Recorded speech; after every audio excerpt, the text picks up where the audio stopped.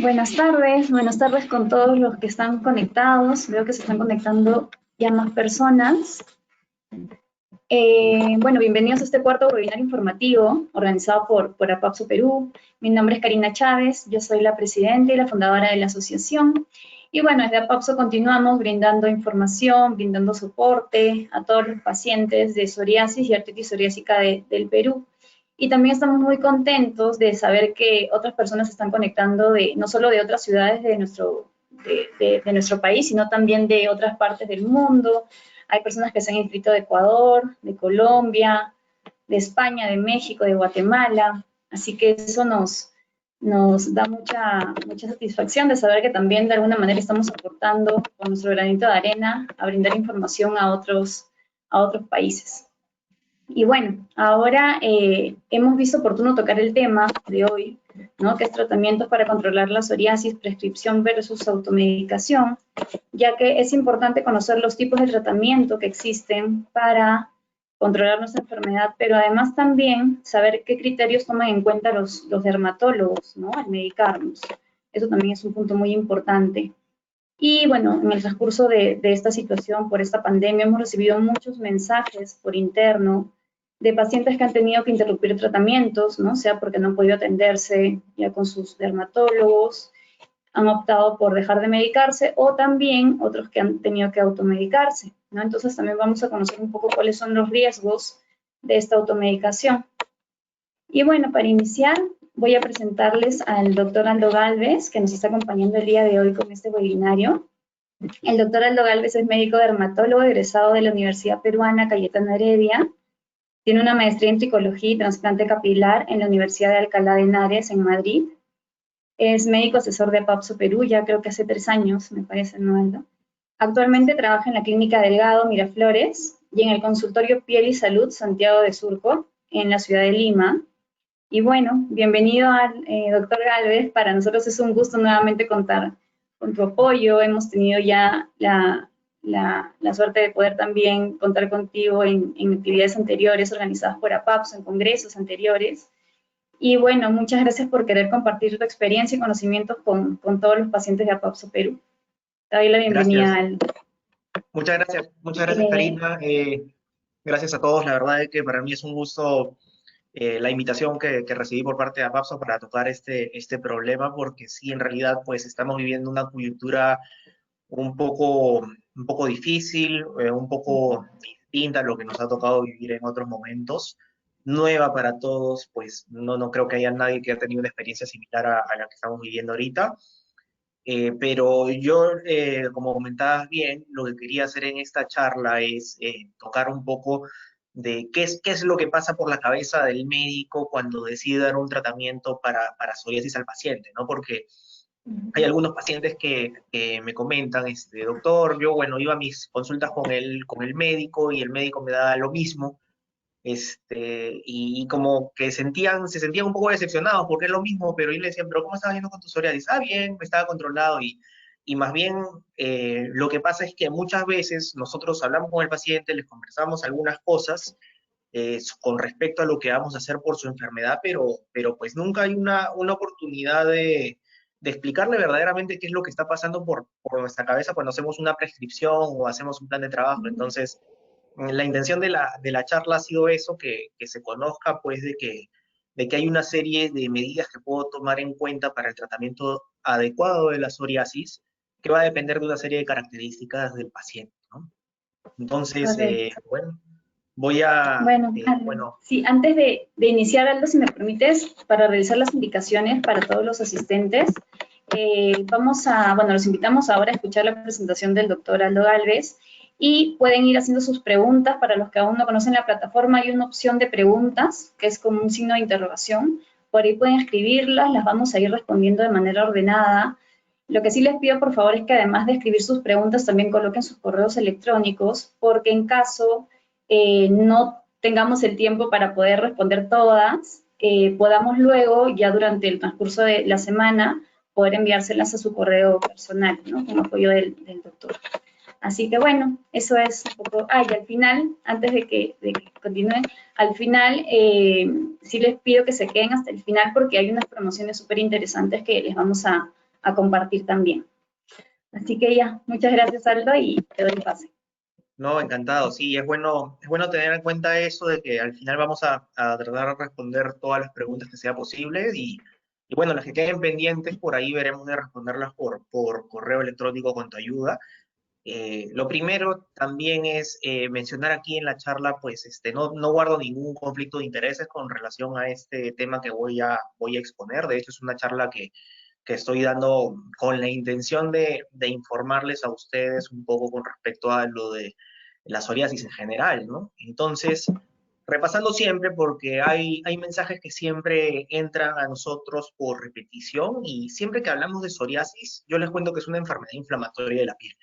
¿Y cómo se traduce esa inflamación? Enrojecimiento, elevación de la piel y escama. O sea, esos son indicativos de que la piel está inflamada. No hay alguna posibilidad de algún agente infeccioso, algún hongo, porque es algo que se piensa muchas veces. Y obviamente tampoco se habla de algo contagioso. Pero lo que sí sabemos es que puede haber una asociación familiar importante porque hay muchos genes implicados en su origen y también sabemos bastante bien de que hay algunos factores ambientales que agravan la psoriasis. Entonces, tengamos en cuenta esto, no es contagiosa, pero hay algunos genes que pueden estar involucrados. Generalmente la psoriasis afecta la piel como, por así decirlo, el órgano más afectado con más frecuencia, ¿no? Y pueden haber pacientes que tienen escasas lesiones de piel, pueden haber pacientes que tienen ocasionalmente algunas lesiones de piel, y también pueden haber pacientes que tienen mucha piel comprometida. Asimismo, pueden haber pacientes que tienen problemas de la piel y problemas de las articulaciones también.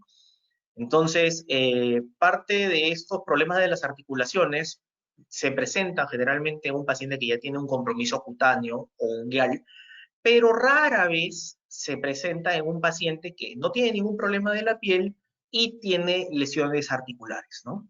Y también tenemos que tener en cuenta que muchas veces la psoriasis no solo queda ahí, sino si tenemos especialmente un cuadro moderado, severo, con mucha afectación, pues también va a haber una inflamación sistémica que va a hacer de que el paciente tenga un mayor riesgo vascular y especialmente si el paciente cumple algunas condiciones como eh, tener sobrepeso, tener un diámetro abdominal importante, pues eso va a llevar a que el paciente pueda generar inflamación sistémica y muchas veces esto es verdaderamente un problema para el paciente porque podemos ver casos, por ejemplo, de infartos cardíacos, infartos cerebrales, infartos en alguna pierna, por ejemplo, en relación con la inflamación que tiene el paciente con psoriasis. Entonces, se sabe de que pues hay distintos genes asociados a la psoriasis, su presentación y severidad, ¿no? Mientras un paciente tiene ciertos genes puede tener un grado más severo que otros. Generalmente los niños, por ejemplo, a veces tienen una mayor carga genética cuando se desarrolla psoriasis desde la infancia en comparación con los adultos. Sabemos que es muy frecuente que haya un familiar que tiene psoriasis, pero recordemos de que la psoriasis puede estar subdiagnosticada. Entonces, hay personas que me ha tocado ver por problemas del cabello que vienen y me dicen, doctor, tengo una caspa que no se me va. Y yo los examino y les comento, pues no es caspa, lo que tienes en realidad es psoriasis. Y le explico un poco de la enfermedad. Y son pacientes que en algún momento tuvieron esa caspa y bueno, pues vinieron a consulta y yo les diagnostiqué psoriasis. Pero si no, probablemente sería un paciente que no tiene ninguna otra lesión en su cuerpo y que simplemente usa un champú y se le va, o se relaja un poco, o hace algunos mejores hábitos de vida y se le va, ¿no? Entonces, a veces también puede ser algo persistente, pero tengamos en cuenta que hay muchos pacientes con psoriasis sin diagnóstico. Asimismo, sabemos, como les he ido adelantando, que es una enfermedad que lamentablemente no podemos curar, pero sí podemos controlar efectivamente. Y pues la psoriasis es una enfermedad que no es tan infrecuente, se estima que más o menos el 3% de la población, y tal vez un poquito más en Latinoamérica, sufre de psoriasis. Entonces, es importante tenerlo en cuenta dentro de lo favorable de que sea una enfermedad que no es muy rara, que es una enfermedad muy estudiada y que tiene una diversidad de tratamientos, sobre todo ya en lo que hablamos de la era de los biológicos, ¿no? Como medidas de tratamiento, pues en realidad a mí me gusta decirle a los pacientes de que tenemos que tener una pirámide, ¿no? Y la pirámide es más ancha en un momento porque hay mayor cantidad de personas que pueden implementar estas estrategias y conforme se va haciendo más pequeña la pirámide, pues es algo que va para un menor número de pacientes. La gran mayoría de pacientes con psoriasis van a tener un cuadro leve, pero algunos pueden desarrollar un cuadro moderado severo, pueden llegar a desarrollar artritis psoriásica, por ejemplo, también. Entonces, hay una serie de recomendaciones que a mí me gusta dar y probablemente la primera tenga que ver con algo de que yo sí le recomiendo, no solo a los pacientes con psoriasis, sino a los pacientes con acné, con rosácea, con dermatitis seborreica, se lo puedo recomendar a un familiar, a un amigo, porque hay una serie de hábitos saludables que nos van a hacer bien a todos. Y hay una serie de sustancias que son peligrosas para los pacientes con psoriasis, pero en realidad son peligrosas para todos. Entonces, como esta charla va dirigida a ustedes, yo me voy a enfocar en las cosas que, cómo afecta su psoriasis, pero pues tengan en cuenta de que muy probablemente algunas de las sustancias que menciono aquí como dañinas no son beneficiosas para nadie, ¿no? Entonces, como habíamos mencionado en una diapositiva anterior, tenemos una enfermedad con base genética, pero que se agrava de forma ambiental. Y entonces, si logramos aquí modificar nuestros hábitos y tener mejores hábitos de vida, pues vamos a lograr que día a día vayamos tomando mejores decisiones que nos van a ir a hacer avanzando poquito a poquito para llegar a un mejor resultado. Muchas veces el paciente con psoriasis pierde, digamos, 5% del peso corporal, que probablemente pues en una persona que está pesando 80 kilos y debería pesar menos, es perder unos 4 kilos prácticamente, o sea, no es algo alcanzable, pero eso hace mejorar mucho la psoriasis, por ejemplo. Entonces, esas no son cosas que se logran de la noche a la mañana. Hay que quitar algunas cosas, imaginemos que es una receta de cocina y podemos quitar, por ejemplo, el alcohol. Muchos pacientes refieren de que después de tomar alcohol notan un empeoramiento de la psoriasis. Y es algo muy reportado en la literatura y que muchos pacientes lo refieren. Pueden estar con el mejor tratamiento y por el hecho de tomar alcohol alteramos un poco el metabolismo del fármaco en el hígado y además podemos hacer un daño en el hígado que hace que el fármaco que toma se vuelva más peligroso. Entonces, por eso el paciente con psoriasis y con medicación sistémica y también el paciente con psoriasis y sin medicación sistémica deben abstenerse del alcohol en todo lo posible, ¿no? Porque no va a ser bueno ni para su enfermedad ni para el tratamiento que recibe.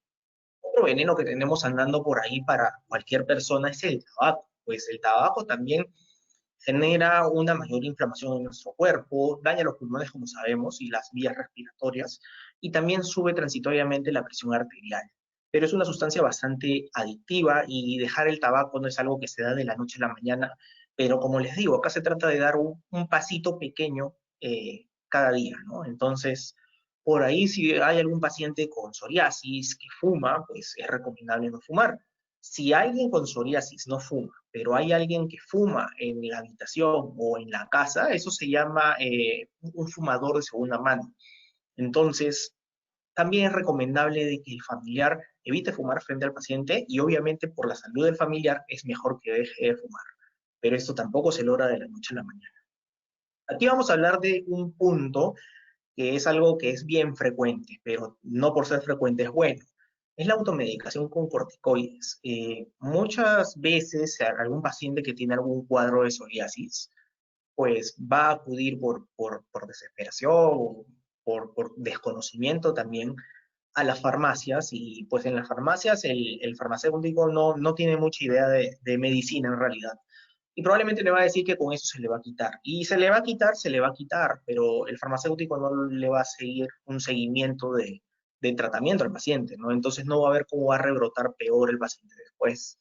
Porque esto pasa, muchos pacientes toman corticoides y después, digamos, a la semana, 2 semanas, presentan un cuadro peor, más agravado. O no solo eso, sino de que muchas veces toman el corticoide y después, como lo descontinúan y no siguen un tratamiento importante, pueden presentar formas pustulosas de la enfermedad, que son parte de las formas más graves, ¿no? Los corticoides en realidad son medicamentos que los médicos usamos con mucho cuidado. están diseñados para bajar la respuesta inflamatoria, es decir, también bajan un poquito las defensas, pero los efectos, si bien pueden ser benéficos al comienzo por unos cuantos días para bajar la inflamación, luego si los usamos de forma sostenida, que es algo que evitamos los médicos, a menos que no haya otra opción, si los mantenemos de forma sostenida, pues el corticoide sube la presión arterial, sube la presión intraocular, altera el metabolismo de la glucosa y puede hacer que el paciente sea más predispuesto a hacer diabetes, descalcifica los huesos, entre otras cosas que también pueden ir ocurriendo con el paciente. Nosotros producimos una cantidad de corticoides diaria como parte de nuestro metabolismo, y si yo en realidad le doy un extra de corticoides al cuerpo, pues nuestro cuerpo empieza a producir menos. Y si luego quito ese corticoide, nos quedamos con menos de las hormonas que necesitamos para vivir. Y también puede ser algo que pone en peligro la vida del paciente. Entonces, es por eso de que en realidad pues, los corticoides son desaconsejados en el uso de psoriasis. Estoy hablando de corticoides orales, inyectables, que son lo que llamamos corticoides sistémicos. Los corticoides tópicos es algo de lo que hablaremos después. Eh, y ni qué decir si es que el diagnóstico del paciente no es psoriasis. He tenido muchas veces pacientes con diagnósticos psoriasis por algún otro motivo que les decían que tenían psoriasis y que se colocaban una crema, mejoraban, pero luego empeoraban y en realidad lo que tenían era, por ejemplo, un honguito en la mayoría de casos. Entonces les tenía que explicar a los pacientes pues que estaban dándole comida al hongo en vez de eliminarlo. Entonces, evitemos la automedicación con corticoides. El efecto es increíble el primero o segundo día, pero un sufrimiento el tercer, cuarto, quinto y en adelante. Finalmente, la obesidad también es un problema. Si yo tuviera que mencionar cuántas complicaciones tenemos en relación con la obesidad, pues es importante mencionar de que generalmente los pacientes obesos pues tienden a tener las células que almacenan grasa son un poco más hinchadas, más grandes, para poder almacenar más contenido de grasas. Entonces, al distenderse el adipocito, la célula que almacena las grasas, libera hormonas proinflamatorias a nuestro organismo. Y sabemos que la psoriasis es una enfermedad proinflamatoria, entonces la psoriasis va a empeorar. Pero no solo eso, también la coagulación de los vasos sanguíneos y el daño de los vasos sanguíneos es un fenómeno proinflamatorio. Y por eso es que aumenta el riesgo vascular en los pacientes con psoriasis, sobre todo cuando se asocian con obesidad.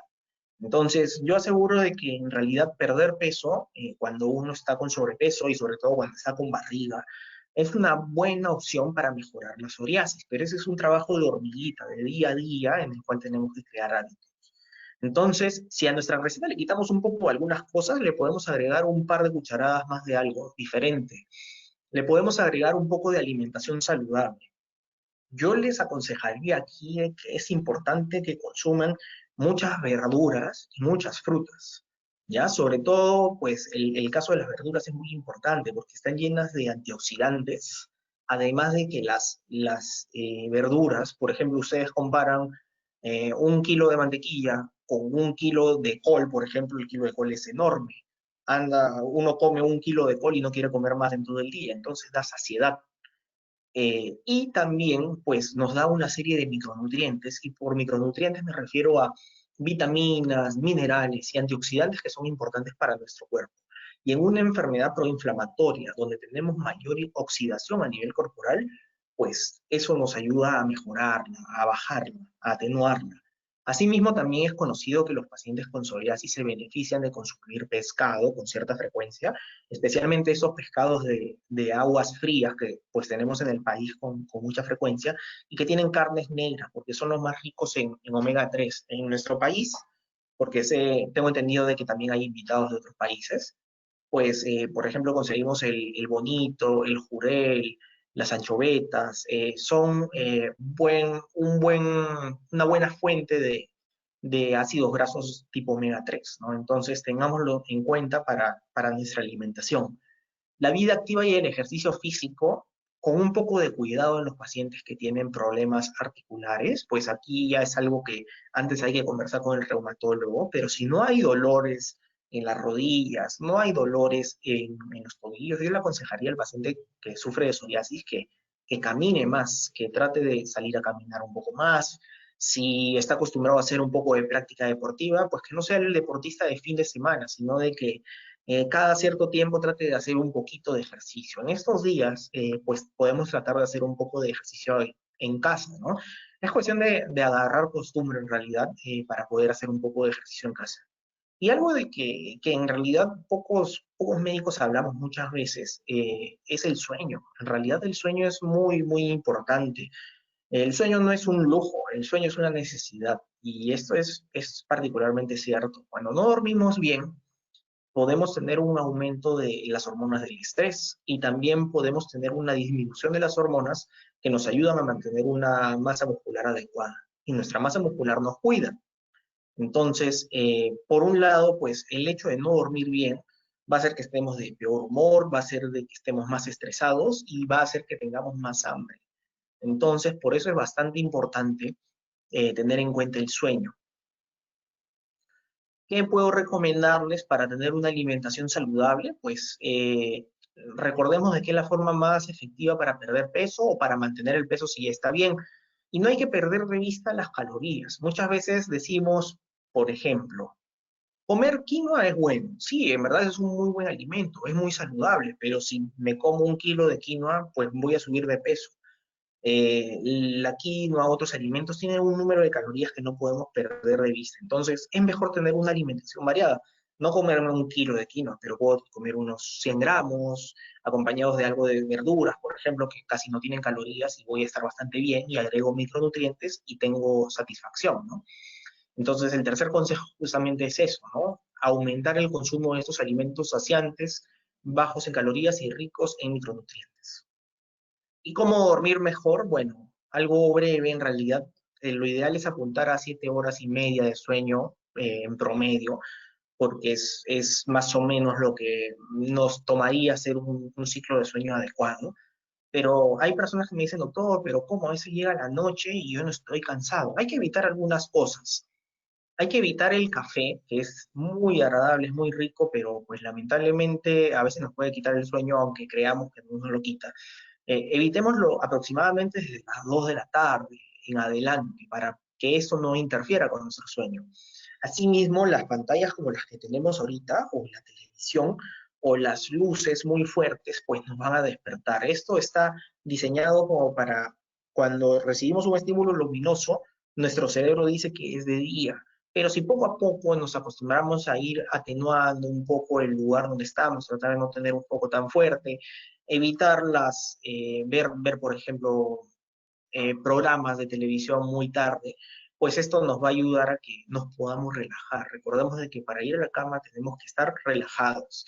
También hay que evitar los ruidos intensos, emociones intensas, 2 horas antes de lo que es pues la hora de ir a dormir, ¿no? Entonces tengamos esto en cuenta. Ahora, con respecto a lo que es cuidado de la piel, pues quiero explicarles algunas cositas. La epidermis es la primera capa de la piel, es donde se desarrolla la lesión de psoriasis por influencia de la segunda capa de la piel. Y esta capa de la piel, pues, como verán en la imagen que tenemos, comienza desde una capa basal hacia lo que es un estrato córneo, ¿no? Y este estrato córneo es el que está compuesto pues de distintos elementos que nos van a ayudar a sellar la barrera de la piel. Vemos que está formado por unas formas medio lineales, color anaranjado, que son los corneocitos se llaman, son las células de la piel que tienen un componente de proteínas importante y también está formado por un componente azul que vemos ahí. Y eso nos hace recordar lo que sería una pared de ladrillos con cemento. Entonces, esto nos permite cerrar bien la barrera de la piel y entre los lípidos, las grasas que tenemos en este lugar, pues la mayoría de las grasas son ceramidas, ¿no? Y también tenemos algunos derivados de colesterol y ácidos grasos que van a ayudarnos a tener una primera capa de la piel adecuada. Para que funcione bien la primera capa de la piel necesitamos mantener estas estructuras que tienen un componente de proteína y un componente de grasa. Y también necesitamos mantener algo que se llama el pH. Probablemente han escuchado hablar del pH. El pH es una característica del medio, pues, donde se desarrolla, por así decirlo, las actividades, y la piel tiene un pH ácido. Podemos ver que una piel sin lesiones de psoriasis, pues, tiene un pH en promedio de 5.5, más menos 1, ¿no? Aproximadamente. Y los pacientes con psoriasis van a tener una piel discretamente ácida en comparación con lo que es la piel sin lesiones, ¿no? ¿Por qué es importante esto? Porque hay algunas enzimas que son proteínas que cumplen una función en nuestro organismo. Hay algunas enzimas que tienen un efecto antiinflamatorio, que controlan la inflamación a nivel de la piel y actúan mejor en el pH fisiológico de la piel. Es por esto de que es importante mantener el pH propio de la piel. También es importante mencionar de que la hidratación de la piel es sensible también a lo que es los cambios del pH cutáneo. Las acuaporinas, que son proteínas que me ayudan a mantener la hidratación adecuada de la piel, funcionan bien dentro de ese pH normal, pero fuera de ese pH normal no funciona tan bien y las lesiones se pueden hacer algo secas o escamosas, ¿no? Por ejemplo. Asimismo, también sabemos de que la piel, cuando tiene un pH ácido, se defiende bien de las bacterias, se defiende bien de los hongos, de los virus, porque muchas de las proteínas que tenemos en nuestra piel, que tiene actividad antimicrobiana, funcionan bien en el pH normal de la piel. Entonces, por eso es que los pacientes con psoriasis, por lo general, no presentan un cuadro infeccioso dentro de su piel, porque todos los mecanismos de autodefensa de la piel están bien. Pero ¿cuándo se alteran? Cuando empezamos a agregar algunos componentes que no tienen un pH de acuerdo a nuestra piel. Si extendiéramos hacia la derecha nuestra gráfica del pH, más o menos donde diría 8 o 9 o tal vez 10, vamos a encontrar a los jabones antibacteriales o a los jabones que son demasiado perfumados, o también vamos a encontrar a los detergentes, los jabones que están diseñados para lavar ropa, por ejemplo, o la lejía, tienen pHs alcalinos, y es por eso que cuando los manipulamos sin el cuidado adecuado de las manos, vamos a presentar irritación.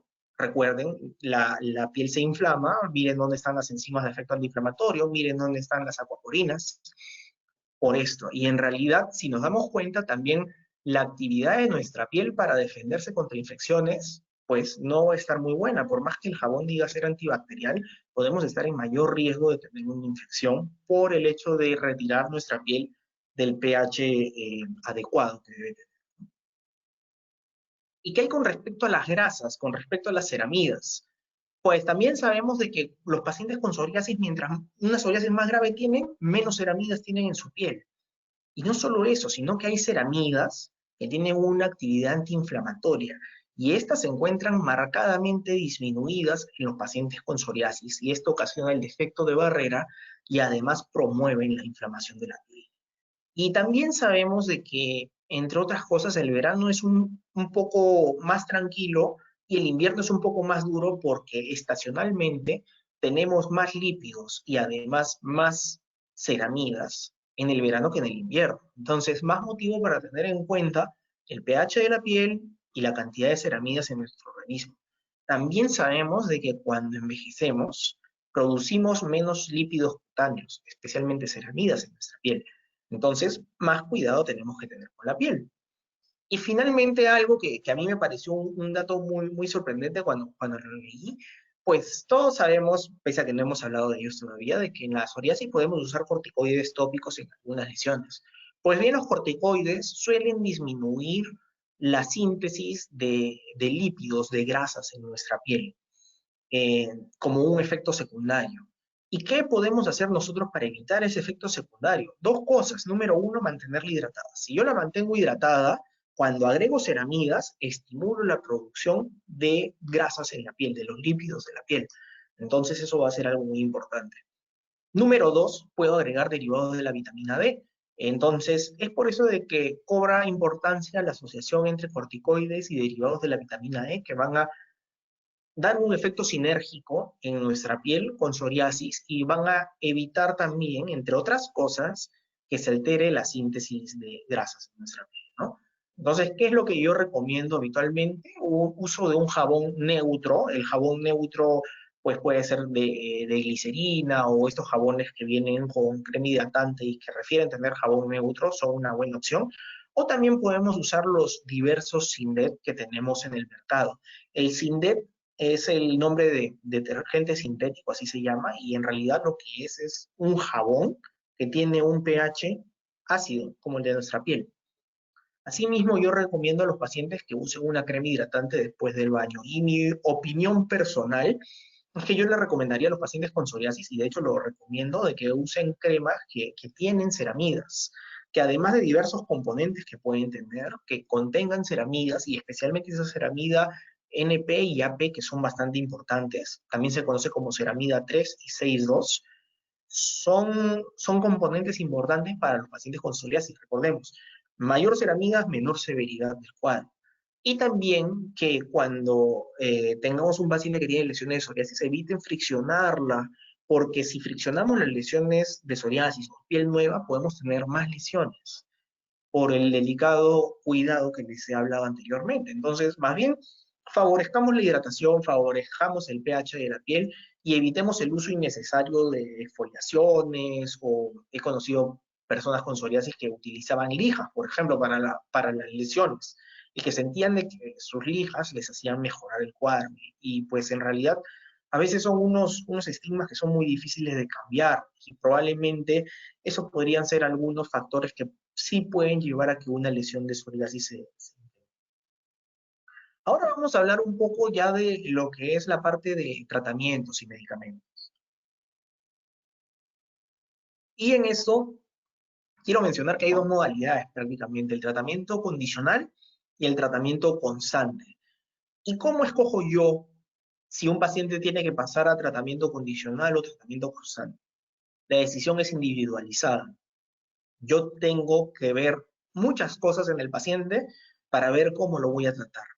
Y si decido tratarlo de forma, por así decirlo, sistémica, eh, ¿cómo voy a escoger el tratamiento sistémico? En base a una serie de características también. Vamos a ir mencionando, por ejemplo, aquí la severidad. Pues si tengo un paciente con psoriasis, con un compromiso muy severo, muy extenso, no puedo pensar en hacer un tratamiento condicional y tópico en todo el cuerpo. Después comenzaremos por qué. Si yo tengo una paciente gestante, pues también tengo que tener mucho cuidado con lo que utilizo. No hay muchos medicamentos que están aprobados para el embarazo, y esto va a depender de la severidad del cuadro.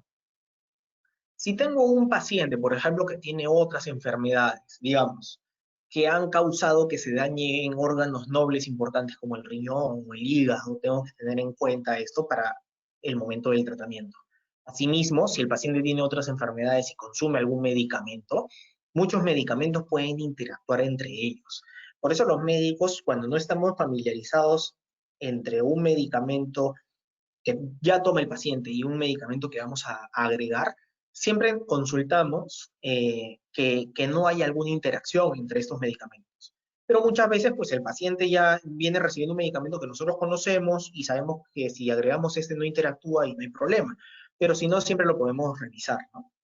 Y finalmente, también va a depender del componente de la artritis. Muchas veces van a haber pacientes que tienen un marcado componente de artritis. Me ha tocado ver a algún paciente así hace un par de días que tiene un marcado componente de artritis como hace 5 años, y hace un año lesiones en el cuero cabelludo y en las orejas. Y prácticamente lo que yo le mencioné al paciente fue: yo puedo tratar tópicamente la piel, pero probablemente el reumatólogo que ya lo estaba viendo quiera dar un tratamiento sistémico que me va a ayudar a mí, pero el objetivo de ese tratamiento sistémico no es la piel, sino que es las articulaciones. Eh, y básicamente es de esa manera como se trabaja en equipo para tratar al paciente con psoriasis. Entre las formas de tratamiento, pues sabemos que hay tratamientos tópicos o sistémicos. Podemos usar fototerapia también, aunque en estos días pues es una opción limitada. Y también voy a dar algunas palabras con respecto al tratamiento biológico, porque es algo que se pregunta mucho, y compartir un poquito mi experiencia con tratamiento biológico. Entonces, en el caso de pacientes con corticoides tópicos, pues la idea es esta. Les comenté de que la psoriasis es una enfermedad inflamatoria porque presenta un engrosamiento de las lesiones, enrojecimiento y descamación. Entonces, la piel que está inflamada tiene esas características. Si yo destino el tratamiento con corticoides a esas lesiones, no voy a tener problema porque estoy desinflamando lo que tengo que desinflamar. Si yo destino el tratamiento de corticoides a una lesión que ya está plana, probablemente haga un daño. O si lo agrego en piel normal con la esperanza de que no me salga psoriasis, pues definitivamente voy a hacer un daño. Hay que tener en cuenta de que un paciente cuando utiliza o se le indica un corticoide tópico, se debe utilizar en superficies menores al 10, al 20% aproximadamente, ¿no? ¿Y a qué me refiero con esto? Puede ser que yo tenga un paciente que le salen algunas lesiones en los codos, en las rodillas, y pues un corticoide tópico me ayudaría mucho. Pero puede ser que tenga un paciente con muchas lesiones, pero particularmente tiene algunas lesiones que pues pueden ser el 10% de su superficie corporal, que están muy inflamadas, muy gruesas. Entonces yo le digo, mira, vas a tomar ese tratamiento sistémico, pero sobre estas te vas a echar esto. Entonces, es algo a tener en cuenta, que el tratamiento con corticoides tópicos no es para aplicar en todo el cuerpo, porque si yo lo aplico en todo el cuerpo, es como que tomara corticoides, se empieza a absorber. Entonces, no es un buen tratamiento a largo plazo. Eh, Muchas personas dicen, pero doctor, el corticoide me adelgaza la piel. Eso es cierto, pero si yo tengo una lesión inflamada y la lesión inflamada es gruesa, si yo adelgazo algo que está grueso, es un tratamiento. Si yo adelgazo algo que está normal, pues ahí ya es algo problemático, ¿me entienden? Entonces, yo cuando les recomiendo a los pacientes con corticoides tópicos, yo les digo, donde sientan que las lesiones raspan, echan el corticoide. Si ya no raspa, pero queda una marca, sea blanca o sea oscura, no le ponen más, solo pongan hidratantes, porque esto es algo muy importante para evitar esa atrofia cutánea. Con respecto a la taquifilaxia, quiero decir algunas palabras. Tal vez algunos estarán familiarizados con el término y otros no.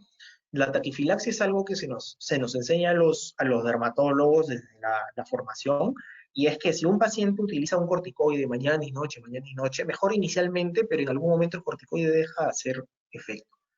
Entonces, hay dos corrientes que en realidad la taquifilaxia existe o también las personas que defienden que la taquifilaxia no existe. Y yo les voy a contar una anécdota, pues hace un buen tiempo conocí a un doctor, pues fuera del país, que decidió hacer un estudio, pues les entregó un pote con corticoides a pacientes que tenían psoriasis localizada y los empezó a citar para ver cómo iban. Y al mes los pacientes estaban muy bien, solo usaban el corticoide y estaban yendo súper bien. Pero al segundo mes, tercer mes, por más que seguían con el tratamiento con el corticoide, ya notaban de que la lesión no reaccionaba igual. Y le decían, ¿sabe qué, doctor? Ya la crema no me está funcionando, ya no hace el efecto de antes. Lo que no sabían estos pacientes es que la tapa de la crema tenía un sensor, que el doctor podía saber cuándo ellos estaban abriendo la crema para echársela y cuándo no. ¿Y qué detectó el doctor? De que mientras menos utilizaron el corticoide, menos efecto hizo. Es decir, los pacientes empezaron a disminuir el efecto del corticoide porque dejaron de usarlo, por una falta de adherencia al tratamiento. Por eso es muy importante conversar con el paciente que sufre de psoriasis para hacerle entender de que a veces puede sonar un poco aburrido aplicarse la misma crema en los lugares que están gruesos, pero es lo que el paciente necesita. Y el tratamiento debe ir destinado a lo que el paciente necesita.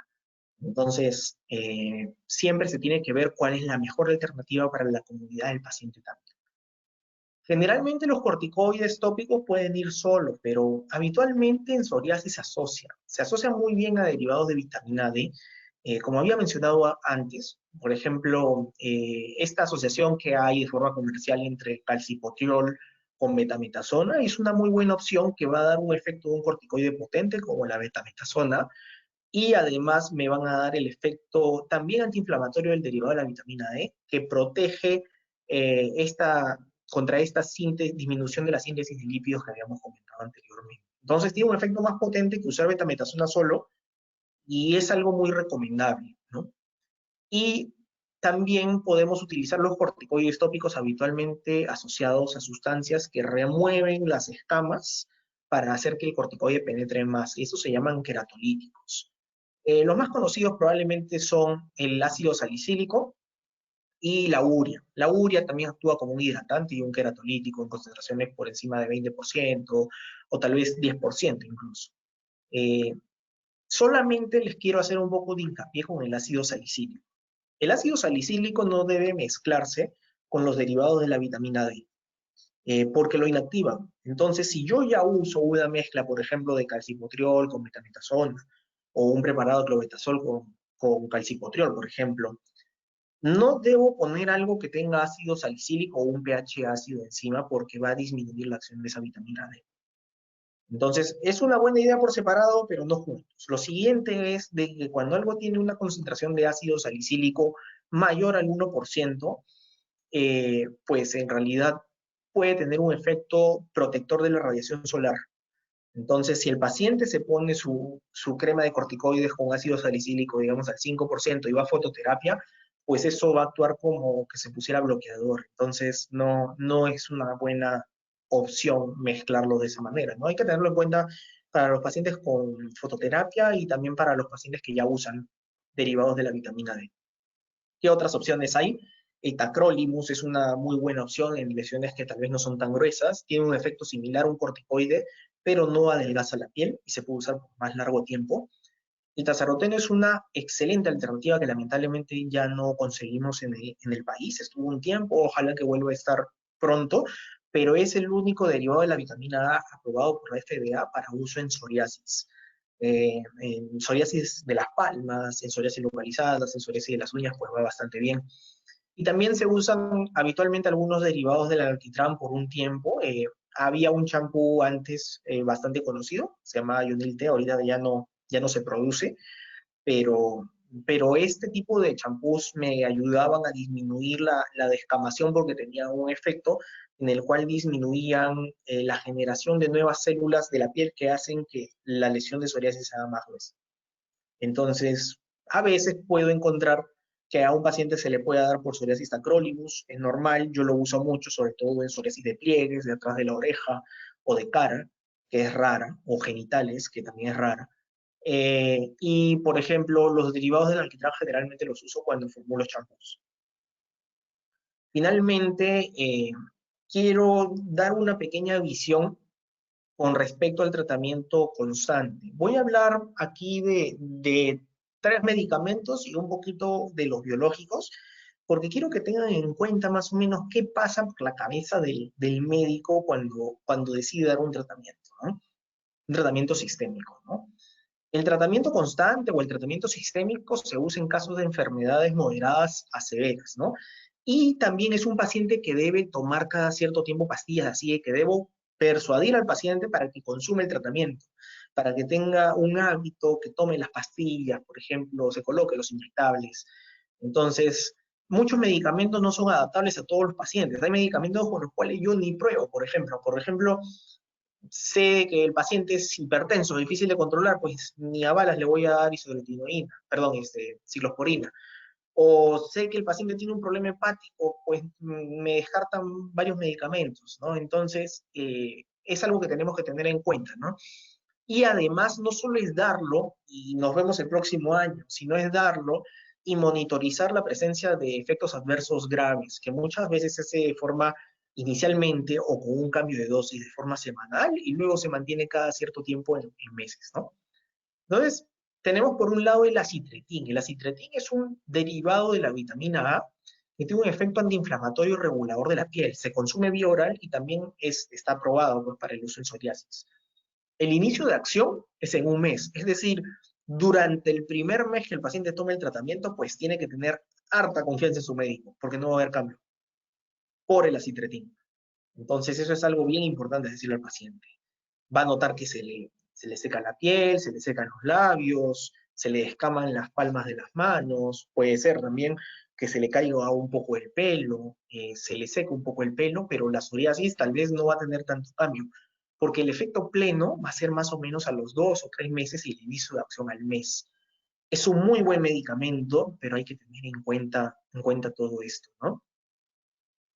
Para dar este medicamento y para seguir recetándolo cada 3 meses, el paciente tiene que tomarse todos estos exámenes que evalúan cómo andan, por así decirlo, los glóbulos rojos, los glóbulos blancos, evalúa cómo anda la función del hígado, cómo andan los lípidos de la sangre, sobre todo los triglicéridos, y cómo anda la función del riñón. Si alguno de estos no va bien o se empieza a alterar, probablemente no sea cada 3 meses, sino cada tiempo más corto, o probablemente el médico tratante prefiera rotar de tratamiento. Entonces, ¿qué cosas hay que tener en cuenta con el acitretín? Pues yo les diría de que a veces personalmente soy un poco demasiado cauto y evito usar acitretín en pacientes que son mujeres de edad fértil, especialmente que quieren tener hijos, porque una mujer que toma acitretín es una mujer que no puede o no debería, mejor dicho, tener hijos en los siguientes 3 años que deja el medicamento. Si yo empiezo a tratar a una mujer de 30, perdón, de 30 años con acitretín y mejora y en algún momento me dice, doctor, quiero ser mamá, mejor cambiamos de tratamiento, pues yo le tengo que decir, nos tenemos que esperar tres años más hasta que elimines por completo el fármaco del cuerpo, porque si no, tu hijo puede tener consecuencias serias. Entonces, es importante hablar con el paciente de cuáles son sus expectativas y sus proyectos en la vida. Asimismo, el acitretín, cuando manejamos las dosis que pueden ir incrementando, eh, tenemos que tener en cuenta cómo anda la función del hígado, cómo anda la función, por ejemplo, del riñón también, y el paciente no puede tomar nada de licor. Entonces son cositas que hay que tener en cuenta. Tampoco el paciente puede donar sangre, porque imagínense que la sangre de un paciente con acitretín pasa a una mujer embarazada. Pues por esa transfusión, su hijo de esa mujer va a tener malformaciones importantes. Entonces es algo a tener en cuenta. Y generalmente es un medicamento que no quiero usar en pacientes diabéticos porque por lo general van a tener un grado de hígado graso y pues no sería un buen medicamento, ¿no? Y probablemente si un paciente tiene artritis psoriásica, pues yo quisiera dar un medicamento que me controle la psoriasis y la artritis y el acitretín no es tan bueno controlando la artritis. Entonces, no es una buena opción. Tenemos una de las opciones que más me agrada a mí, que es el tratamiento con ciclosporina. Tiene un efecto modulador de la respuesta inmunológica y actúa rapidísimo. Los pacientes están felices. A las 2 semanas o incluso al mes, los pacientes regresan diciendo, doctor, estoy mejor. Sí, notablemente mejor. Muchas gracias, me ha cambiado la vida. Pero yo dentro de todo eso sé de que al paciente con ciclosporina lo voy a ver seguido, sobre todo en el primer mes, porque tengo que pedir toda una serie de análisis, como los que ven en la mano izquierda, y tengo que solicitar controles de función renal y electrolitos más o menos a la semana del tratamiento y 2 semanas después, y probablemente si todo está bien, cada 2 meses puedo repetir varios de los exámenes que pedí al comienzo. Hemograma, perfil hepático, la parte renal y los electrolitos. Con respecto a los medicamentos y la extracción de sangre, también aprovecho para comentarles algo. Esos tubos de sangre que les sacan, que se ve un tubo muy grande, pues tienen la misma cantidad o menos que una cucharadita de té. Entonces, a un paciente que le sacan 3 tubos de sangre, le están sacando, no, lo que le sacan no llega a ser ni una cucharada de sopa. Son menos de tres cucharaditas de té. Entonces, hay muchos pacientes que piensan, no, doctor, si yo me estoy sacando sangre cada 2 semanas, como 3 tubos, me voy a anemizar, me va a dar anemia, ¿no? Me voy a sentir mal. Y no es así, pues nuestro cuerpo tiene una capacidad de pues, reponer esto en las siguientes horas. Entonces, por esa parte pierdan cuidado con los exámenes, pero cuando empezamos a tomar un fármaco como estos que estoy mencionando ahora, es un compromiso también a tomarse los exámenes de sangre y, pues seguir un control. Entonces, vean de que en realidad pues es muy, muy complicado si alguien tiene una medicación sistémica, llegar a tener un cuadro de que no puedo seguir mis controles médicos y los sigo tomando, es algo que puede ser un poco peligroso porque no vamos a tener esta supervisión. Asimismo, la ciclosporina es un buen medicamento, pero es un mal medicamento a largo plazo. Es un medicamento que probablemente yo quiero usar por menos de un año y tal vez cambiarlo por otro medicamento más seguro, eh, porque puede causar elevación de la presión arterial, algún daño en la función renal, pone al paciente en riesgo, que tengo que revisar la piel constantemente en busca de un cáncer de piel, entre otras cosas, ¿no? Entonces, como les había comentado, entre los efectos secundarios de la ciclosporina, tengo que cuidar el riñón, tengo que pedirle al paciente que se tome la presión arterial en casa, tengo que cuidar los triglicéridos y las grasas de la sangre, y también algo que sale aquí como algo ocasional, pueden haber trastornos de los electrolitos, que el paciente los manifiesta como calambres. Entonces, sí me ha pasado con un par de pacientes con ciclosporinas que han tenido calambres y estaban relacionados a niveles bajos de magnesio, ¿no? Entre otros electrolitos, ¿no? También pueden alterar nuestra sangre y podemos tener anemia, por ejemplo, que es algo que tenemos que tener en cuenta. Entonces, si se dan cuenta, parece algo sencillo tomar estas pastillas, pero hay una serie de cosas que pasan por la cabeza del médico para darles esto anteriormente. Y pues definitivamente si yo tengo un paciente que su riñón no está funcionando bien, que no controla la presión alta o que tiene historia de algunos cánceres de piel, pues prefiero no usar ciclosporina y usar otro medicamento como el metrotrexate. El metrotrexate es un medicamento muy conocido por nosotros, por los dermatólogos. Lo utilizamos eh, con, con mucha frecuencia. Tiene un efecto antiinflamatorio y inmunomodulador y se recomienda su asociación con ácido fólico. Y yo personalmente prefiero evitar el ácido fólico el día que el paciente recibe el metrotrexate, ¿no? Es una cuestión que la literatura es un poquito conflictiva, pero yo prefiero hacer esta aproximación clásica. El metrotrexate empieza a actuar, pues tarde, demora un poquito en empezar a actuar, un par de semanas, pero el efecto es notable recién a los 2 o 3 meses. Entonces, una historia similar a la del paciente con acitretin, al primer control generalmente con el médico llegan más con esperanza que con un efecto que han notado que han mejorado, demora, pero es un medicamento con el que los dermatólogos tenemos mucha experiencia, sabemos manejar bien, los dermatólogos lo manejamos en dosis bajas, generalmente los reumatólogos lo manejan en dosis más altas, y es un medicamento que también se usa para tratar el cáncer en dosis muchísimo más altas. Probablemente los dermatólogos usamos semanalmente unos 7,5 a 20 miligramos y para tratar el cáncer probablemente use 80 miligramos diarios, ¿no? Es algo totalmente diferente. En el caso de los pacientes con metrotexate, pues yo me tengo que asegurar que todas estas pruebas de la sangre, del hemograma, de los glóbulos blancos, todo eso, estén bien y que el paciente, sobre todo en nuestro medio, no tenga riesgo de tener una tuberculosis latente porque eh, el metrotexate baja la inflamación y las defensas un poco. Y si un paciente tiene una tuberculosis latente, muchas veces es mejor dar un tratamiento profiláctico en ciertos pacientes, o si el paciente tiene tuberculosis, es mejor no dar metrotexate, o si tiene otra enfermedad que baja las defensas, es mejor no dar metrotexate. Entonces, esto de que a mí me fue bien con metrotexate, ¿por qué no tomas metrotexate tú que tienes psoriasis también? Tal vez primero hay que evaluar si el paciente lo necesita y después hay que evaluar si el paciente puede tomarlo y hacer todos estos controles que se dan cuenta que se repiten, pues lo vamos a ver seguido acá.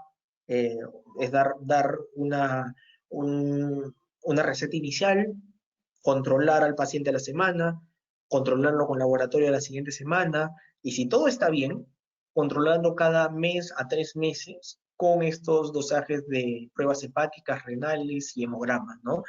Si se empieza a alterar una de estas pruebas, yo podría decidir si es una alteración leve, ver al paciente más seguido, tal vez cada mes, y tomar pruebas de control más seguido, o yo podría decidir de que en realidad pues, no es un buen medicamento para el paciente, especialmente cuando el paciente empeora ciertas funciones y no mejora, ¿no? Ese medicamento se metaboliza en el hígado y hay que tener en cuenta de que hay que vigilar la dosis que uno puede tomar en su vida de metrotexate, hay que evitar el consumo de alcohol, hay que buscar historia de enfermedad de virus de hepatitis B y C y referirlo al gastroenterólogo si es que hay algo.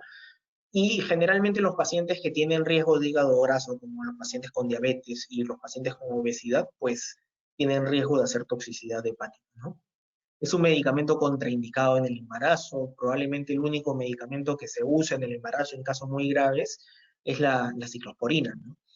Es un medicamento que el paciente no puede consumir licor, no debe tener otras condiciones de inmunosupresión que bajen las defensas, ¿no?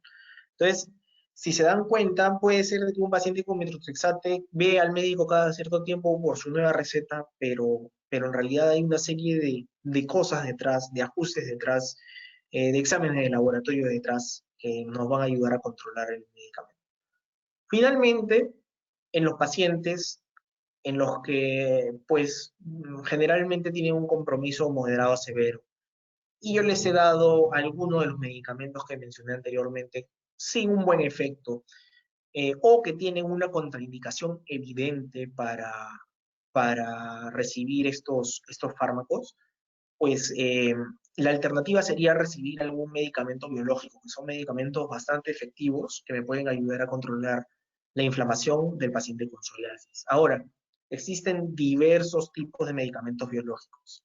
Nosotros vemos en la gráfica que tenemos enfrente, más o menos es un esquema de la primera, en la parte de arriba, y la segunda capa de la piel, que es la que vemos en blanco. Y la segunda capa de la piel, vamos a ver cómo interactúa el sistema inmune y si se va hacia un lado, ¿no? Hacia el lado de la izquierda y hacia el lado de la derecha. Y tenemos probablemente los medicamentos biológicos que tenían un efecto más antiguo, los anti-TNF alfa, antifactor de necrosis tumoral alfa, y los medicamentos que tienen acción sobre la interleuquina 12, pues en realidad estos dos me van a ayudar a controlar efectivamente la psoriasis, pero también van a disminuir la respuesta de mis glóbulos blancos tipos TH1. Y el riesgo de eso es que si yo tengo una infección latente me puede poner en riesgo de reactivar, por ejemplo, una tuberculosis o que pueda adquirir con mayor facilidad una tuberculosis, y eso es algo importante en nuestro medio. Entonces, yo personalmente no tengo experiencia en el manejo con anti-TNF alfa, con los que tengo un poco más de experiencia son con los de la derecha, que manejan lo que es el bloqueo de las interleuquinas 23 y 17, que son los que vemos en el gráfico a nivel del lado derecho, ¿no? Y esos son más selectivos, por así decirlo. Son medicamentos que van a actuar casi directamente en la inflamación causada por la propia psoriasis y que desencadena este círculo vicioso que va a inflamar las lesiones. Entonces, son medicamentos que se aplican generalmente de forma subcutánea, van supervisados con una enfermera, se tiene que tomar una serie de laboratorios que es bastante engorrosa muchas veces. Se tienen que seguir una serie de protocolos, pero los resultados pueden ser bastante buenos en pacientes con psoriasis. No todo paciente con psoriasis necesita recibir un medicamento biológico. Me ha tocado ver a muchos pacientes con psoriasis que pensaban que necesitaban un biológico y en realidad pues los he logrado controlar de forma tópica o de forma sistémica con un resultado bastante bueno. Por más de que son los que son más publicitados, en realidad no es que sean necesarios siempre, pero hay algunos pacientes que claramente los necesitan, que tienen alguna contraindicación para, para recibir los tratamientos como el metotrexate, ciclosporina, por ejemplo.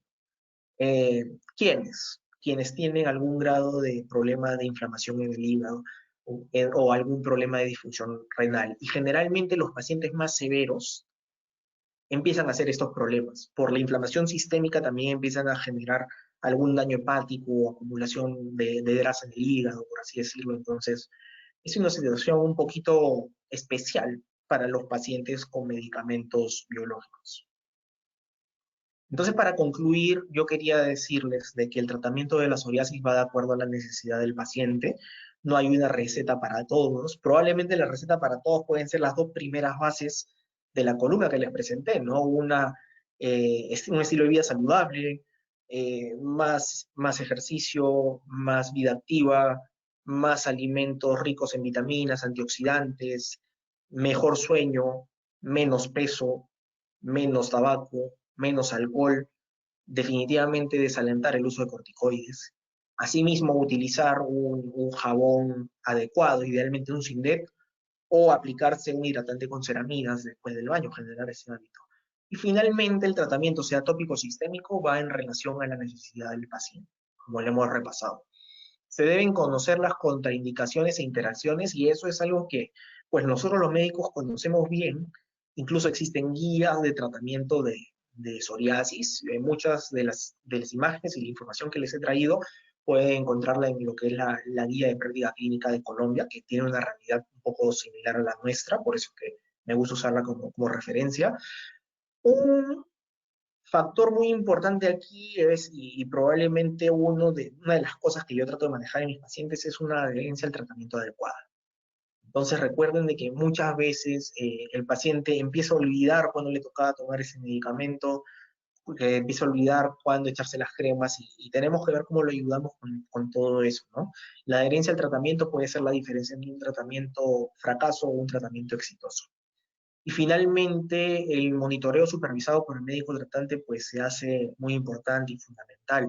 Y como opinión personal, yo creo que en estas épocas, al menos en la parte de dermatología, se debería favorecer lo que es el control por teleconsulta. Felizmente, la psoriasis es una de esas enfermedades que sale en sitios que podemos acceder a través de fotografías o de imágenes, la psoriasis en las uñas, la psoriasis en la piel. Probablemente la psoriasis en el cuero cabelludo sí es más difícil de ver en una foto o en un video, pero podemos preguntarle al paciente por síntomas o por lo que siente en sus lesiones, ¿no?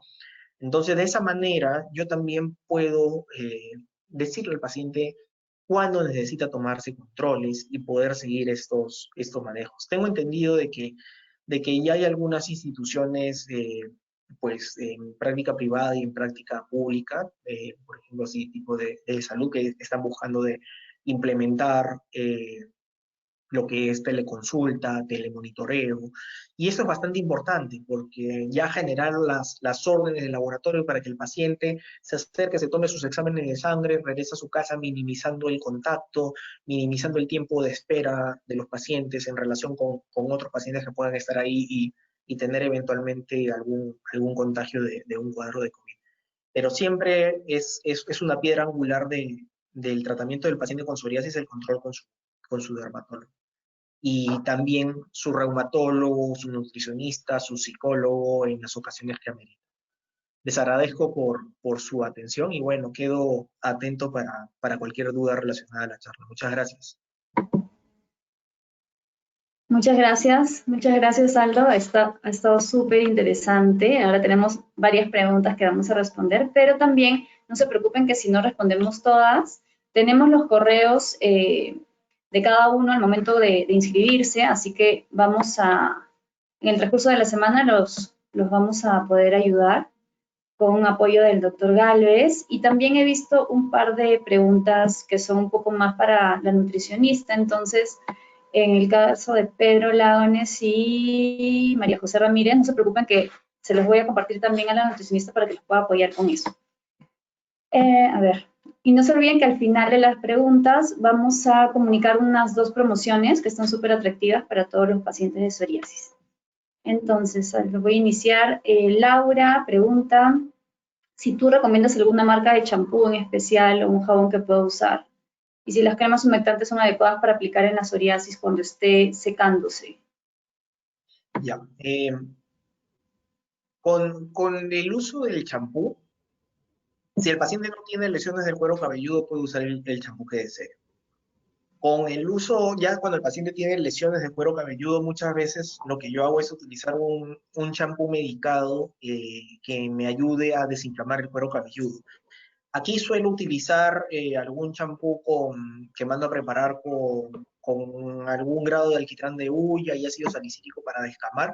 O en algunos pacientes que están muy inflamados, puede usar, hay un champú en seco, por ejemplo, que se puede utilizar que tiene corticoides tópicos. Y digo en seco porque el champú se utiliza en el cuero cabelludo, es el Clove X, que se usa en el cuero cabelludo, lo deja actuar uno por unos 10-15 minutos y luego va y se enjuaga, ¿no? Entonces, eso hace que se desinflame bastante bien el cuero cabelludo. Son dos opciones, pero se tratan de dos champús medicados, ¿no? Eh, entonces, sí, básicamente como champú es lo que suelo utilizar. Como champú no suelo recomendar, y esto sí lo digo porque es un consejo general, no suelo recomendar el champú para bebés. ¿Por qué? Porque el champú para bebés tiene algunas características que son graciosas. El champú para bebés tiene un pH neutro. Hemos visto que nuestra piel es ácida, el pelo también.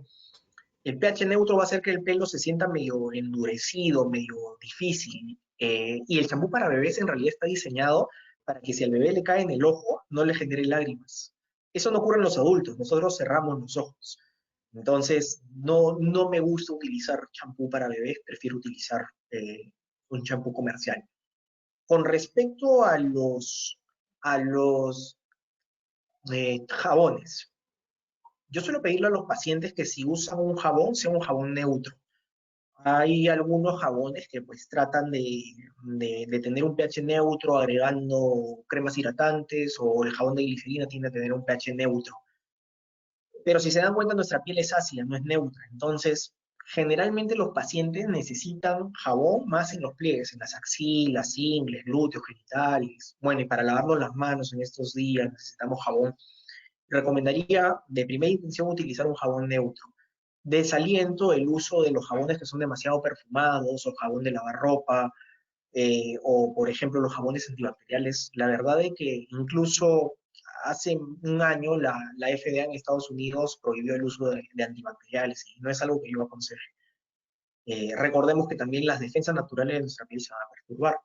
Lo ideal sería utilizar Sindets, que son sustitutos de jabón, que tienen un pH ácido y que muchas veces también tienen componentes que me ayudan a hidratar un poquito más la piel. Entonces, gracias a las gestiones pues, que hace Karina, hay una serie de productos de Sindets e hidratantes que tienen estas características, que contienen ceramidas, que a veces contienen algunas tecnologías más y que pueden ayudar a que el paciente las utilice como hidratantes en su cuidado diario o también los Sindets propios están en estos, en esta, por así decirlo, distribuidores o farmacias que tienen cierta relación con APAPSO, ¿no? Que se ha podido lograr algún convenio.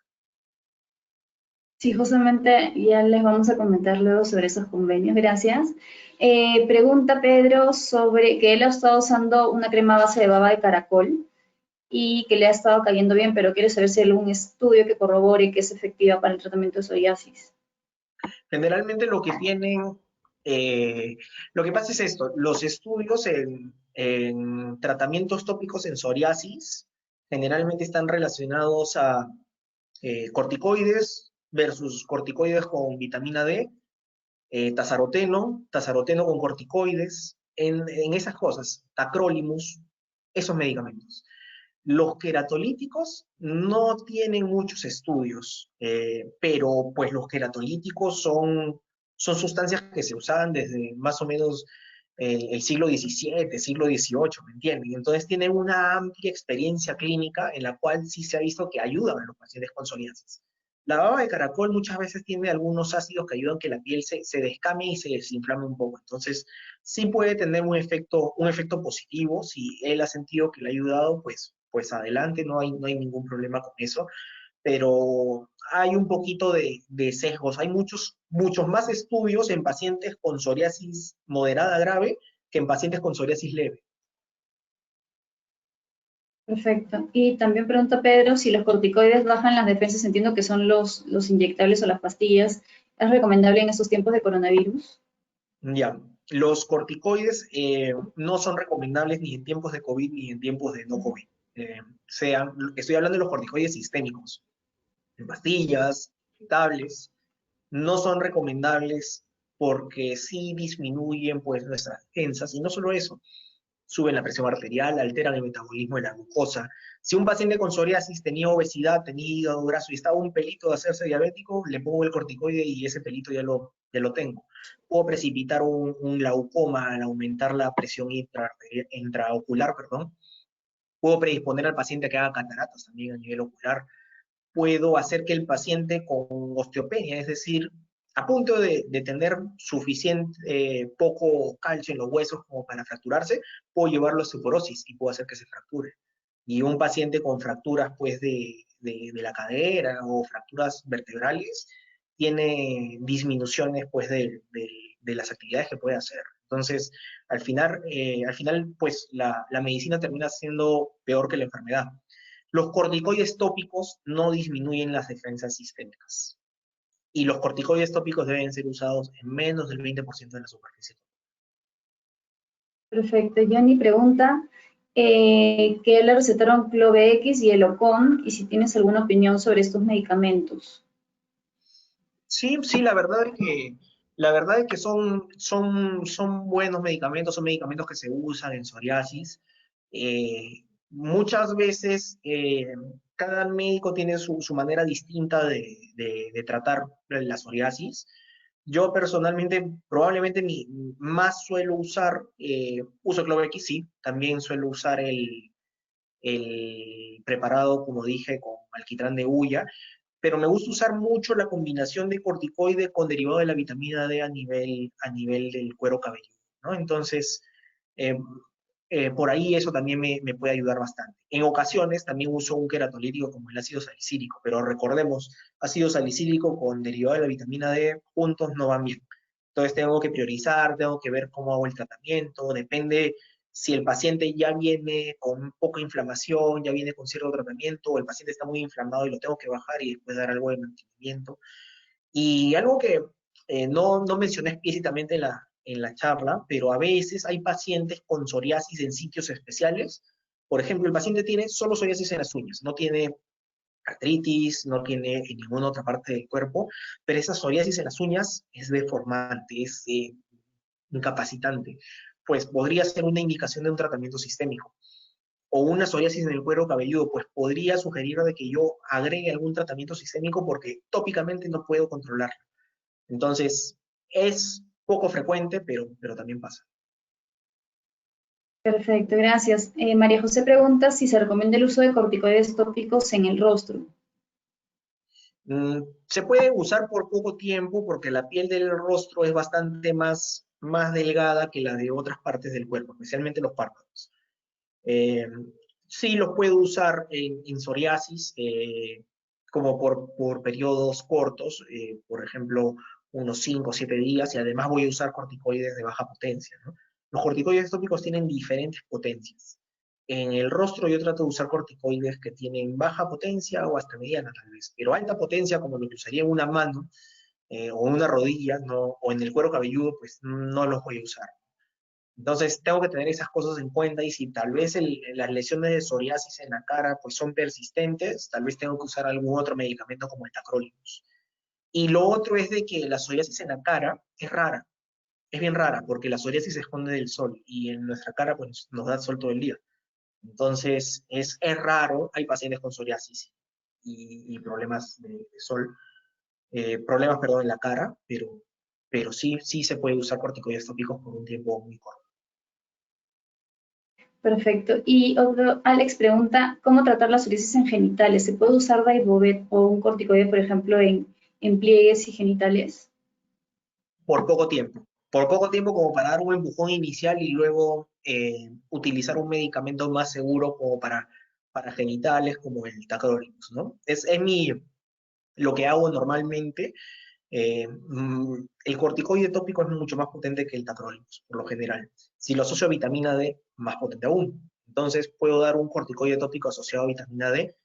Ahí generalmente yo formulo para dar un corticoide de potencia baja mediana con la vitamina D que lo use por una semana y luego arranco el uso de tacrolimus. Le advierto al paciente con tacrolimus de que durante la primera semana generalmente siente un hormigueo, un cosquilleo, un ardor cuando lo usan, pero luego eso se va.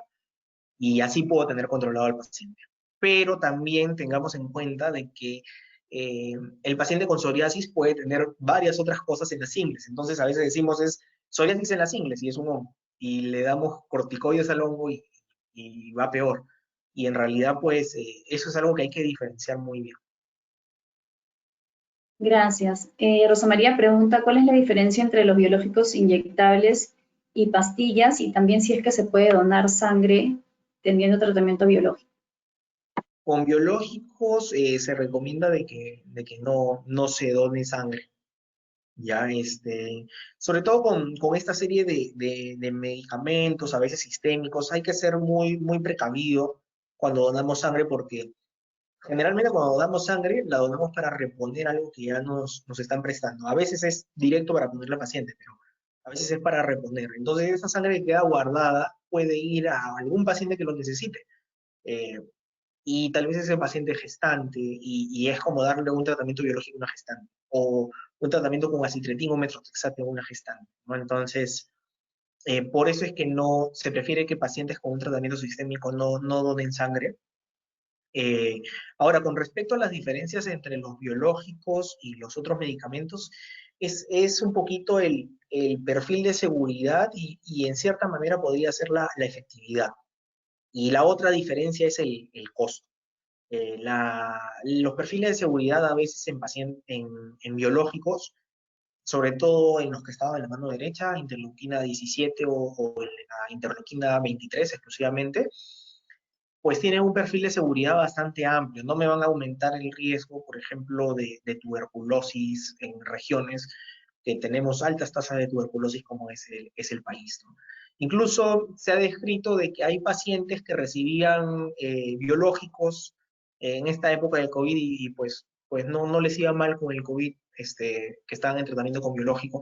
Incluso con biológicos que sí bajan un poquito el sistema inmune, ¿no? Entonces, parece que el COVID, pues con el metrotrexate, con el acitretin, con los biológicos que usamos para psoriasis, pues en realidad no hay mucho riesgo. Podría ser que la ciclosporina sí sea un poquito complicada en estas épocas, ¿no? Entonces, Ujú. por ahí la diferencia va en eso, ¿no? El perfil del paciente. Si yo tengo un paciente que ya viene, por ejemplo, con cierto problema hepático, ya no le puedo dar acitretin, ya no le puedo dar metrotrexate, probablemente le tenga que dar ciclosporina con mucho cuidado, o probablemente no se lo voy a poder dar.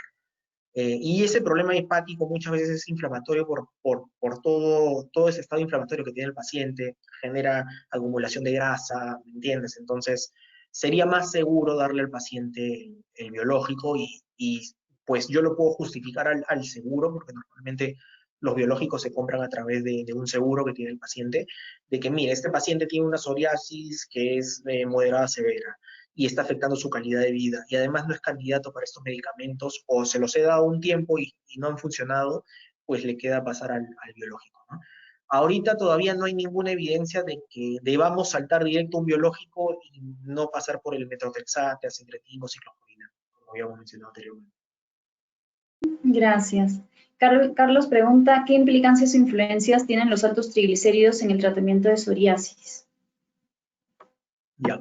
Es contraindicación para varios tratamientos. Si un paciente tiene triglicéridos altos, número uno, de que también es probable de que tenga el colesterol alto y si tiene todo esto es muy probable de que tenga algún problema en el hígado, alguna acumulación de grasa en el hígado graso. Y el hígado graso puede generar inflamación, puede generar una hepatitis y también puede generar cirrosis a futuro, ¿no? Entonces, es una contraindicación de un órgano muy noble que me ayuda a procesar diversos medicamentos. Entonces, si el paciente solo tiene hipertrigliceridemia, pues por ahí tal vez no sería una contraindicación para usar metrotrexate, si el paciente necesita usar metrotrexate.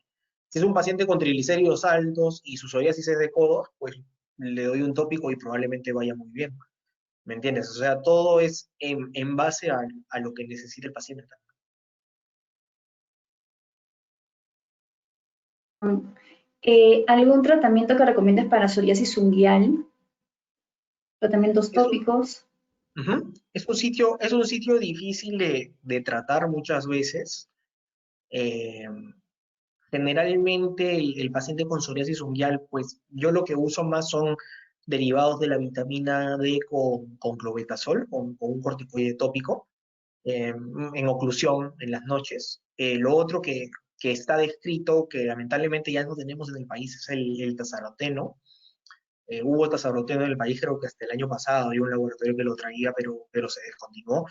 El tazaroteno es muy bueno. El tazaroteno, el problema que tenía es, uno, que el frasco que traían era muy pequeño, y dos, de que el tazaroteno irrita. Por eso es que hay que combinarlo con un corticoide y la acción de ambos es muy buena. Eh, También tengo experiencia de tratamiento de psoriasis fungal, dependiendo de dónde está localizada la psoriasis, con un dispositivo que se llama luz pulsada, que también es algo que se puede usar. Eh, y finalmente, pues hay pacientes de que tomando un tratamiento biológico pues presentan la mejoría. La psoriasis de la uña puede ocurrir en el aparato que forma la uña o puede ocurrir en donde se apoya la uña. Entonces, eso también va a variar mi tratamiento. Gracias. Tenemos muchas preguntas, pero como les digo, no se preocupen que les vamos a enviar luego a sus correos electrónicos durante la semana. Ya para ir acabando, si recomiendas algo, por ejemplo, luego de que sale psoriasis o que lleva un tratamiento tópico, quedan manchitas blancas o a veces manchitas medias marrones. ¿Cómo se puede, digamos, atenuar eso? Eso es algo que le pasa a todos los pacientes que tienen una inflamación de la piel. Pacientes con acné, probablemente el acné es tan frecuente que han visto algún familiar o han sufrido de acné en algún momento. Y cuando tienen una lesión de acné, se va el granito en algún momento y deja una mancha. Eso se llama hiperpigmentación postinflamatoria. Hay algunos pacientes que no les queda más manchado, sino más claro. Eso se llama hipopigmentación postinflamatoria, pero el mecanismo es el mismo. El color generalmente vuelve a lo normal conforme pasa el tiempo. Lo que se le recomienda al paciente, sobre todo cuando está hiperpigmentado, es que se cuide del sol, ¿no? Porque a veces el sol perpetúa el color de las manchas, pero generalmente los pacientes con psoriasis presentan hipopigmentación. O sea, es lo más común, es lo más común ver pacientes que se les resuelve la lesión de psoriasis y queda un poquito blanco. Entonces, yo aquí lo que recomiendo es, pues ahí ya les ayuda a recibir unos 5 o 10 minutos si estamos en verano de exposición solar diaria. Y lo otro que les aconsejo, si es algo que preocupa mucho al paciente porque está en un sitio muy visible, puede usar tacrolimus. El tacrolimus me puede ayudar a repigmentar áreas de hipopigmentación de forma más rápida, pero nuestro cuerpo en general resuelve un poquito más rápido las hiperpigmentaciones que las hipopigmentaciones. Entonces, mucha paciencia con esto. Muchas gracias, Aldo. Hay algunas preguntas que han quedado, pero como les digo, no se preocupen, les vamos a responder durante la semana con los correos electrónicos con los que se han registrado.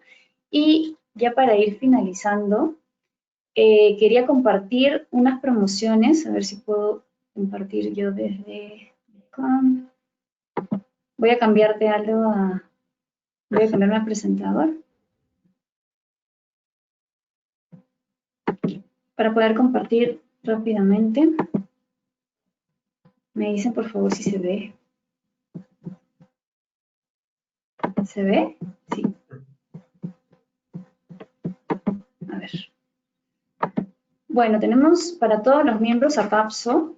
Si están registrados en la base de datos de PAPSO, nos pueden escribir por interno para verificar esto. Si no, les podemos enviar el link para que se inscriban. Y para todos los miembros a PAPSO tenemos un descuento atendiéndose en la Clínica Piel y Salud con el doctor Aldo Galvez del 50% de descuento.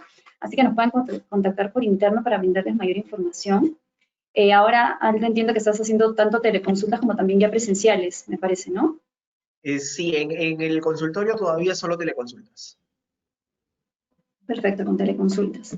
Y también otra promoción con el producto Daibovet en gel con el tubo de 30 gramos, que el beneficio es por la compra de uno, se llevan otros sin costo adicional. Esto aplica para todos los pacientes que tienen psoriasis, pero ojo que esto se tiene que hacer con receta, se tiene que comprar con receta médica actualizada. Entonces ahora también en las teleconsultas los doctores están dando algunas recetas vía online, ¿no?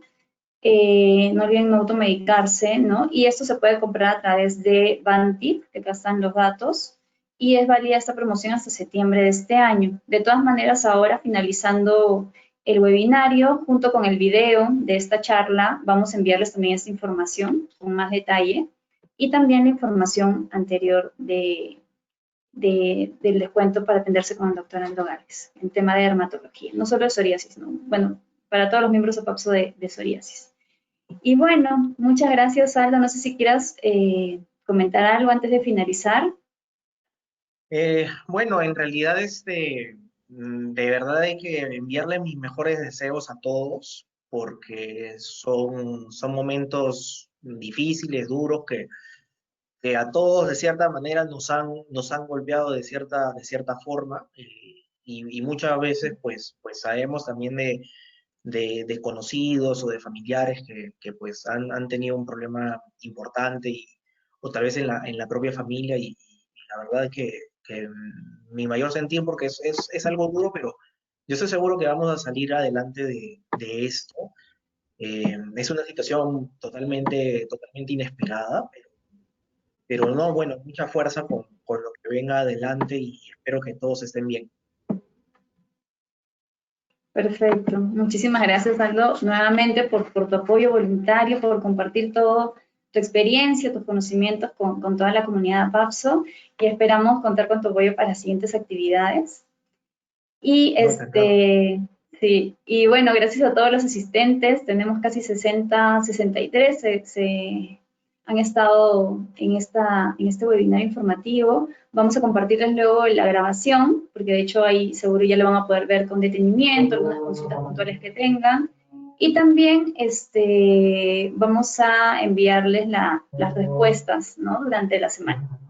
Así que bueno, entonces doy por finalizada la charla, y es casi hora de almuerzo aquí en Perú. Así que nada, muchas gracias por la asistencia de todos y gracias a nuevamente por tu apoyo. No, encantado. Nos vemos. Chao, gracias.